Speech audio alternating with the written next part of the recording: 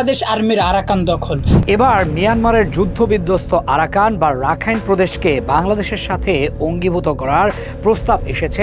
চীনের কাছ থেকে J-10 যুদ্ধ বিমান কিনবে বাংলাদেশ। 20টি J-10C মাল্টি রোল যুদ্ধ ফাইটার জেট কেনার উদ্যোগ নিয়েছে। চলছে সেনাবাহিনীর ভিতরে বিদ্রোহ এবং পার্বত্য চট্টগ্রামে অরাজকতা চলছে। এসব বিষয় নিয়ে বিস্তারিত কথা বলার পূর্বে একটি কথা বলতে চাই, যারা এখন প্রথম আমাদের এই চ্যানেলকে সাবস্ক্রাইব করুন, অবশ্যই আমাদের এই চ্যানেলকে সাবস্ক্রাইব করুন। আর যারা ফেসবুক পেজ থেকে দেখতে আসেন অবশ্যই ফেসবুক পেজটা ফলো করে রাখবেন এবং ভিডিওটা ভালো লাগলে একটি লাইক করে যাবেন, ভালো না লাগলে একটি ডিসলাইক করে যাবেন। অবশ্যই আপনাদের নিজস্ব মন্তব্য জানিয়ে যাবেন। বাংলাদেশকে আরাকান দখল করে দিতে হবে, এই কথাটা বলছে যুক্তরাষ্ট্রের দক্ষিণ এশিয়ার বিশেষজ্ঞ। সম্প্রতি প্রেসিডেন্ট ডোনাল্ড ট্রাম্পের ঘনিষ্ঠ এবং প্রভাবশালী হিসেবে পরিচিত কংগ্রেসম্যান ক্যাট অ্যান্ড বেল যুক্তরাষ্ট্রের বিশেষজ্ঞ ব্যক্তি বলছে আরাকানের অনেক মুসলমানরা এখন বাংলাদেশে রয়েছে, বিশেষ করে আরাকানের বেশিরভাগ মানুষই এখন বাংলাদেশে বসবাস করছে এবং বাংলাদেশ সরকার তাদেরকে চালাচ্ছে। তাই মায়ানমারের আরাকানে যে সমস্ত জায়গা আছে সমস্ত জায়গা বাংলাদেশকে দখল করে নিতে হবে এবং সেই জায়গা বাংলাদেশের কি এখন দেওয়া দরকার। যদি বাংলাদেশকে দেওয়া না হয় তাহলে ওই সমস্ত জায়গায় অপরাধ বেড়ে যাবে। এখন মায়ানমারের আরাকান জানাতা সরকারের কাছে নাই, সেটা রয়েছে আরাকান আর্মির কাছে। আর আরাকান আর্মিরা সবসময় মুসলমান থেকে সেই জায়গা থেকে বিতাড়িত করেছে এবং আরাকান আর্মিরা সেই জায়গার মুসলমানদেরকে পছন্দ করে না এবং সেই জায়গার 20 লাখ মানুষকে সেই জায়গা থেকে সরাই দিয়েছে। বিশেষ করে এখন বর্তমানে 13 লক্ষ মানুষ বসবাস করে বাংলাদেশের। তাই এই মতো দরকার হলো আরাকানের যে সমস্ত মানুষ আছে তাদের হাতে আরাকান দিতে হবে এবং বাংলাদেশ সেই জায়গাকে নিয়ন্ত্রণ করবে। আর এই সমস্ত কথা বলছে যুক্তরাষ্ট্রের দক্ষিণ এশিয়ার বিশ্লেষক। শুধু তাই নয়, চীনের কাছ থেকে 20টি J-10 যুদ্ধ বিমান কিনছে, যে যুদ্ধ বিমান দিয়ে পাকিস্তান ভারতের রাফায়েলকে ধ্বংস করেছে। সেই চীনের J-10 যুদ্ধ বিমান কেনার কথা চলছে। তাই এই মুহূর্তে আমাদের বাংলাদেশকে আরো শক্তিশালী হতে হবে এবং আরাকান আর্মিদের উপর আমাদের বাংলাদেশে অ্যাটাক করতে হবে এবং আমাদের আর্মিকে আরো শক্তিশালী করতে হবে এবং আমাদের বাংলাদেশের আর্মিকে আরো শক্তিশালী অস্ত্র কিনতে হবে।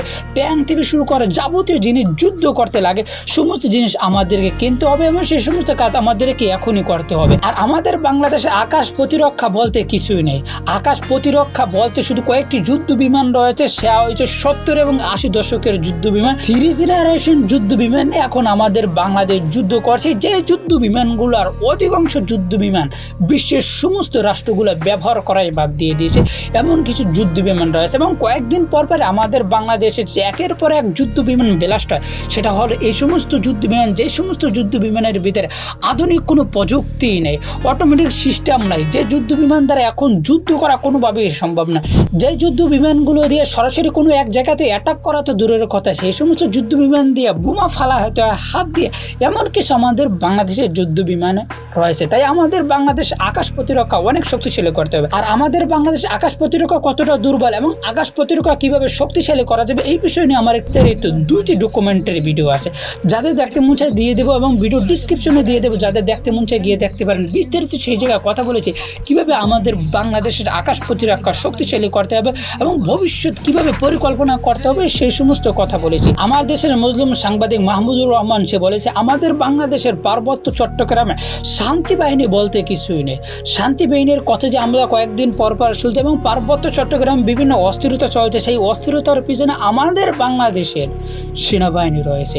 এবং মাহমুদুর রহমান আরও বলেছে কয়েকদিন পর পর আমাদের বাংলাদেশের পার্বত্য চট্টগ্রাম যে অরাজকতা সৃষ্টি হয় এবং যে অস্থিরতা সৃষ্টি হয়, সেই অস্থিরতার পিছনে আমাদের বাংলাদেশের সেনাবাহিনী কিছু বিদ্রোহী গোষ্ঠী কাজ করছে, যারা সবসময় আমাদের বাংলাদেশের বিরুদ্ধে কাজ করছে যেন আমাদের বাংলাদেশ কোনো সময় শান্ত না থাকে। এবং আমাদের বাংলাদেশের বিভিন্ন পলিটিক্যাল ব্যক্তিরা সেই সমস্ত ষড়যন্ত্রের সাথে জড়িত করে সেনাবাহিনী যেই সমস্ত অংশ পার্বত্য চট্টগ্রামে সে সময় অস্থিরতা চলেছে এবং আমাদের বাংলাদেশের বিরুদ্ধে কাজ করছে, যে সময় আমাদের বাংলাদেশের সাথে ভারতের সাথে সম্পর্ক খারাপ হয়, যে সময় আমাদের বাংলাদেশের কিছু সেনাবাহিনী ভারতের পক্ষ হয়ে কাজ করে। তাই তাদের বিরুদ্ধে আমাদেরকে এখনই পদক্ষেপ নিতে হবে এবং আমাদের বাংলাদেশ সেনাবাহিনীর ভিতরে দেশপ্রেমিক সেনাবাহিনী গড়তে হবে, বিশেষ করে যারা এবং যে সমস্ত মানুষ জীবনে একবার কোনো অপরাধে জড়িত হয়ে যায় সেই মানুষ আর কখনো ভালো হতে পারে না। হ্যাঁ, 2-1 ভালো হতে পারে, জীবনে একবার কোনো অপরাধের সাথে জড়িত হবে সেই সমস্ত মানুষকে সেনাবাহিনী থেকে বাইর করে দিতে হবে।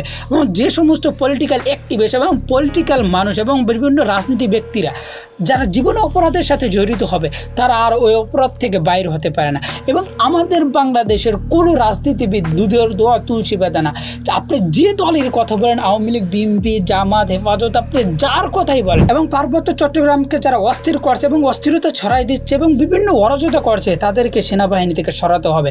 এবং আমাদের বাংলাদেশ যে সমস্ত সেনাবাহিনী অপরাধের সাথে জড়িত হয়েছে গত 14-15 বছর আমাদের বাংলাদেশকে এবং আমাদের বাংলাদেশের মানুষকে হত্যা করেছে সেই সমস্ত সেনাবাহিনীকে বিচার আওতায় আনতে হবে। এখনই তাদেরকে আনতে হবে এবং মানুষের সামনে, শত শত মানুষের সামনে, লাইভ ক্যামেরার সামনে তাদেরকে গুলি করে মারতে হবে। এমনভাবে মারতে হবে যেন সাধারণ কোনো সৈনিক এবং পরবর্তী যারা আসবে তারা যেন কোনো অপরাধের সাথে জড়িত না হয়, এমনভাবে শাস্তি দিতে হবে। এবং প্রকাশ্যে দিবালোকে হাজারো মানুষের সামনে তাদেরকে শাস্তি দিতে হবে যারা দেশের বিরুদ্ধে কাজ করবে, দেশের মানুষের বিরুদ্ধে কাজ করবে।